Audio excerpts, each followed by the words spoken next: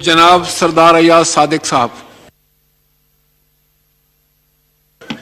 शुक्रिया स्पीकर साहब।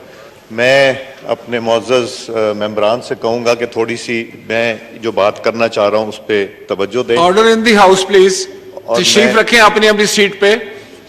और मैं चाहूँगा मेरे ऑपोजिशन के दोस्त चित्राली साहब भी हैं, अपना मेहर साहब भी हैं और बाकी जो दोस्त बैठे हैं वो भी इस बात को ज़रा गौर से सुने, क्योंकि ये पाकिस्तान की सालमियत की बात है, पाकिस्तान के वक़ार की बात है और पाकिस्तान को नुकसान से बचाने की बात है, जो कि हम सब के दिल के करीब है।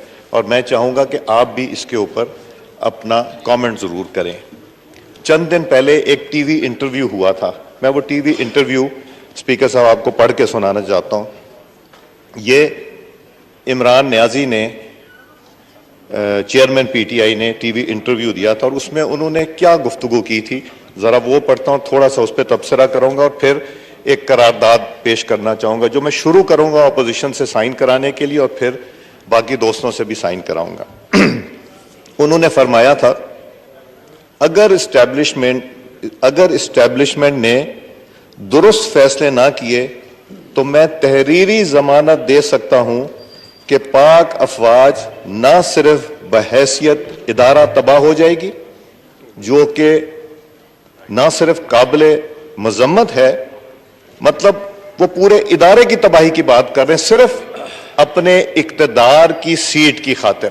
ये कितनी बदकिस्मती है इस मुल्क की कि एक जमात का लीडर ये कहता है कि इस्टेब्लिशमेंट में अगर दुरुस्त फैसले ना किए तो तहरीरी जमानत देता हूं कि पाक फौज ना सिर्फ बहैसियत इदारा तबाह हो जाएगी बल्कि पाकिस्तान की एटमी हैसियत खत्म हो जाएगी। यहूदियों से कनेक्शन खान साहब का और पाक अफवाज पे इल्जाम ये धर रहे हैं। इन्होंने, किसने जैक गोल्डस्मिथ की जाके इलेक्शन कैंपेन की थी जो एक यहूदी है, और किसके खिलाफ, एक पाकिस्तानी मुसलमान सादिक के खिलाफ जो मेयर का इलेक्शन था। और ये बातें करते हैं कि पाकिस्तान की अफवाज जो है वो तबाह हो जाएगी और पाकिस्तान एटमी हैसियत खत्म हो जाएगी। इनको सोचने समझने से पहले, ये बात करने से पहले ये सोचना चाहिए था कि इक्तदार की हवस में इतना ज्यादा उनकी आंखें चुंधिया गई हैं, उन्होंने तो एक एक मिनट एक एक घंटा यहां इक्तदार अपने बचाने की खातिर, जब वोट ऑफ नो कॉन्फिडेंस हो गया, उसको तूल दी कि उनके खिलाफ वोट ऑफ नो कॉन्फिडेंस हो, उसमें दिन मिल जाए, घंटे मिल जाए, प्राइम मिनिस्टर सेक्रेटेरिएट और हाउस में आके बैठते रहे। ये इक्तदार इज्जत से मिलता है, इक्तदार पे कब्जा नहीं किया जाता। और फिर उस इक्तदार की खातिर जो अल्लाह ताला की देन है और अल्लाह ताला जब चाहे देता है और जब चाहे ले लेता है, ये अपनी अफवाज को, एटमी ताकत को तबाह और बर्बादी की तरफ देखना चाहते हैं। आगे सुनिए, ये कहते हैं कि पाकिस्तान की एटमी हैसियत खत्म हो जाएगी और मजीद ये पाकिस्तान के 3 टुकड़े हो गए। खुदा न खास्ता मेरे मुंह में खाक। और ये जितने लोग यहां बैठे हैं मेरे दोस्त, ये भी सोचते होंगे कि ये बयान देने से पहले कम से कम ये कहा होता कि अल्लाह ना करे, खुदा ना खास्ता। मगर फिर मैं कहता हूं स्पीकर साहब, ये इक्तदार की हवस इतनी ज्यादा है कि वो इतने बड़े 3 बातें कर गए कि नुकसान फौज को पहुंचेगा, अफवाज पाकिस्तान को, जो सरहदों की हिफाजत करते हैं, जिन्होंने दहशतगर्दी में बेशुमार जानों का नजराना दिया, और पाकिस्तान की एटमी ताकत जिसको जुल्फिकार अली भुट्टो ने बुनियाद रखी और नवाज शरीफ ने पाए तकमील तक राय, उसको भी ये देना चाहते हैं। अब तो मुझे ये भी फिक्र हो गई है कि पता नहीं इन्होंने दुनिया में जाके किस किस को वो सीक्रेट्स दे दिए हैं जो कि हमें नहीं देने चाहिए। फिर कहते हैं पाकिस्तान का टुकड़े हो जाएंगे। आपको याद है एक जमाने में एक नक्शा फिरता था कि पाकिस्तान के इतने हिस्से होंगे। ये तो वो बातें कर रहे हैं। ये तो लगता है कि वो तहरीर इन्होंने की थी, वो नक्शे इन्होंने बनाए थे, इमरान न्याजी ने बनाए थे। ये बातें करने से पहले उनको सोचना चाहिए। अब मैं आज ये सोचता हूं जब कहते थे कि IMF पे जाने से पहले मुझे खुदकुशी कर लेनी चाहिए। खुदकुशी गुनाह है, जुर्म है, कोई माफी नहीं। मगर काश इन्होंने खुदकुशी कर ली होती, IMF के पास ना गए होते और ये बयान देने से पहले भी खुदकुशी कर ली होती। स्पीकर साहब, ये कहां से सियासत पाकिस्तान की जा रही है? ये वो अल्फाज हैं, ये वो बयानात हैं जो हर पाकिस्तानी के दिल पे तीर की तरह चुभते हैं। ये वो बयानात हैं जिससे हर पाकिस्तानी को तशवीश होती है कि ये किस तरह के बयान तो ये देना चाहिए था कि अफवाज पाकिस्तान अपनी जिम्मेदारी पूरी करेगी। वो चाहते हैं कि अफवाज पाकिस्तान उनकी ताबे हो जाए। अगर वो ना हो तो फिर वो बातें करें जो उन्होंने अब की। एटमी ताकत की बात करते हैं, यहां तो पूरा पाकिस्तान एटमी ताकत की दिफा के लिए खड़ा होने को तैयार है और वो कहते हैं कि एटमी ताकत नहीं रहेगी। फिर वो बात करते हैं, खुदा ना खास्ता मेरे मुंह में खाक, कि पाकिस्तान के 3 टुकड़े हो जाएंगे। इन्होंने 3 की फिगर कहां से लेके आई? ये पुराने नक्शे जो इन्होंने वहां बैठ के बनाए थे। और फिर मुझे याद आता है हकीम सईद ने जो अपनी किताब में लिखा, उन्होंने कहा कि ये आएगा, जिस एजेंडे पे आएगा ये पाकिस्तान को खुदा न खास्ता नुकसान पहुंचाने के लिए आई। हकीम सईद की किताब आज से 20 साल पुरानी।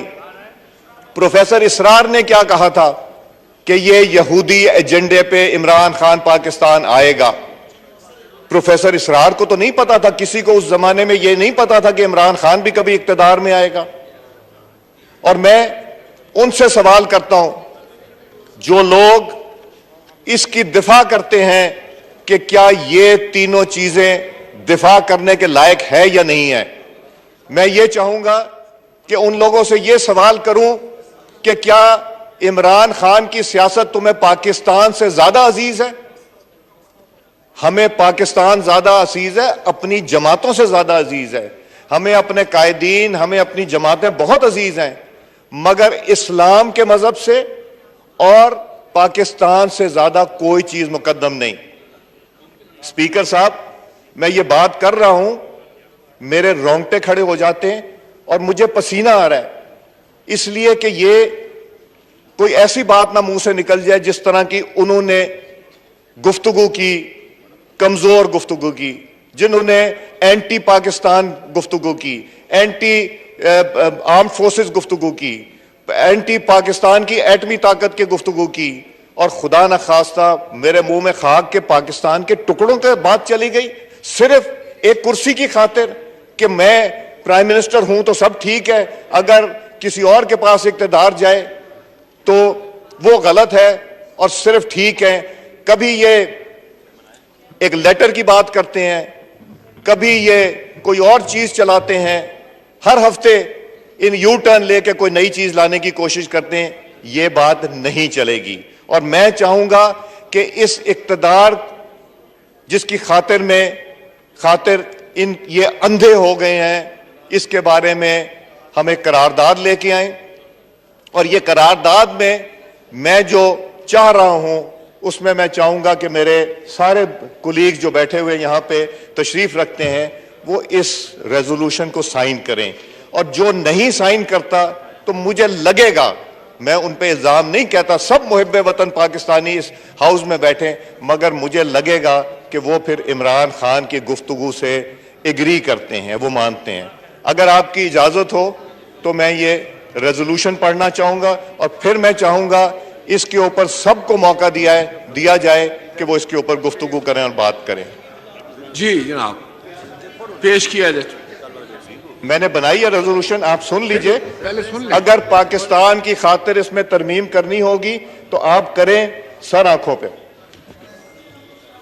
ये ऐवान पाकिस्तान तहरीक इंसाफ के चेयरमैन इमरान अहमद न्याजी के टीवी इंटरव्यू में दी गई इस बात की शदीद अल्फाज में मजम्मत करती है कि अगर इस्टेब्लिशमेंट ने दुरुस्त फैसला ना किए तो मैं तहरीरी जमानत दे सकता हूं कि पाक फौज ना सिर्फ बहैसियत इदारा तबाह हो जाएगी बल्कि पाकिस्तान की एटमी हैसियत खत्म हो जाएगी, नाउजुबिल्लाह।